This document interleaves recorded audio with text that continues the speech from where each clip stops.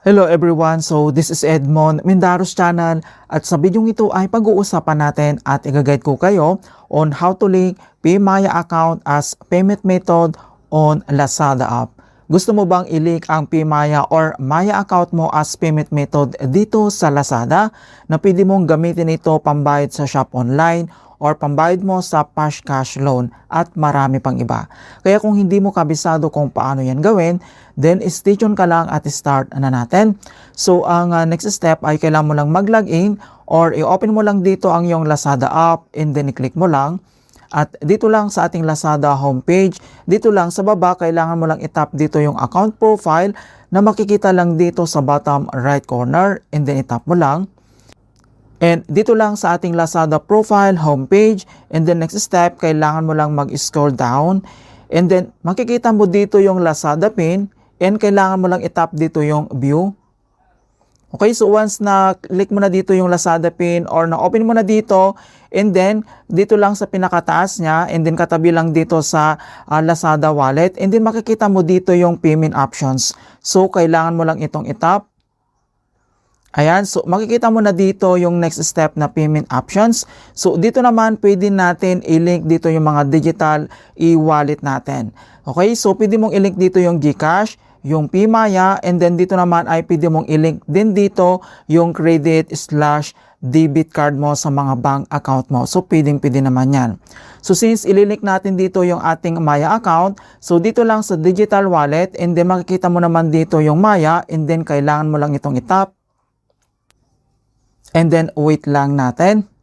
Okay, so mariredirect tayo dito sa login/Maya. So dito naman kailangan lang natin i-enter dito yung ating email address or mobile number na registered sa ating Maya account and then yung password. Okay, so login lang tayo and fill out lang.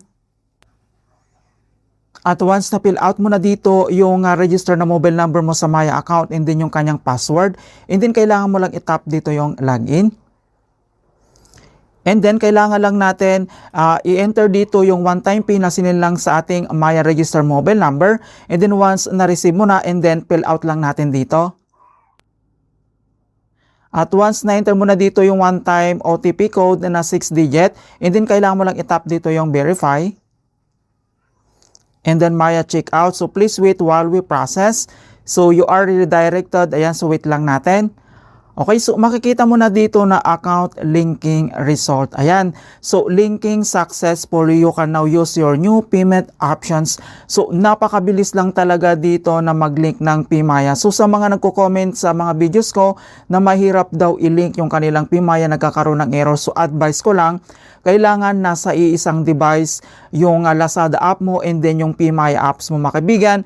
Yung details po niya dapat magkaparehas din po. Yung mobile number and then yung kailangan natin dito ay yung details natin, yung pangalan natin. Ayan, so para maiwasan natin dito yung error. So makikita nyo naman dito na napakabilis lang talaga mag-link. So enter mo lang doon yung username, yung mobile number mo na register sa Maya account mo, and then yung password. So tignan nyo naman na linking successful na po siya.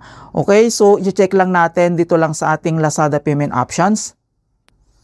And dito lang sa baba, itap mo lang dito yung got it.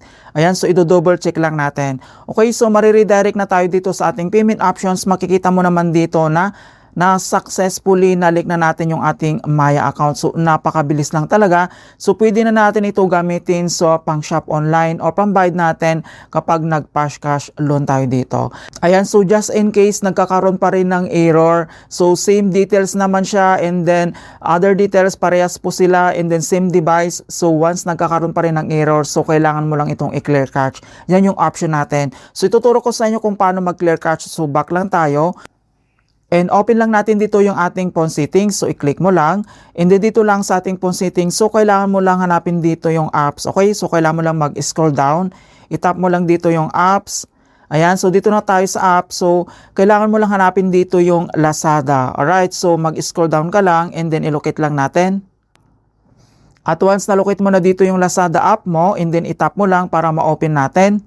Okay? So, dito lang sa ating app info. So, kailangan mo lang mag-scroll down ulit. And then, hanapin mo lang dito yung storage. So, itap mo ulit. Once na-open mo na dito yung storage and then dito naman sa baba, kailangan mo lang itap dito yung clear cache. Okay? So once na-tap mo na dito yung clear cache, kailangan mo lang mag-refresh yung device mo. Turn off and then turn on. Okay, so once nagkaroon pa rin ng errors, doon sa Maya mo, ayaw pa rin na malink, so hanapin mo ulit dito yung Maya apps. Okay, so scroll down ka ulit, same lang dito sa apps, and then kailangan mo lang itap dito yung Maya app. So same yung ginawa natin, kailangan mo lang i-select dito yung storage, i-click mo lang. And then dito naman sa baba, kailangan mo lang itap dito yung clear cache and then kailangan mo lang mag-refresh ng device. And then once okay na, and then kailangan mo ulit na i-link mga kaibigan, same naman, open mo lang dito yung Lazada apps mo and then click mo lang dito yung payment options. So itry mo ulit siya. Ganun po yung mga option na pwede natin gawin just in case na nag-e-error pa rin.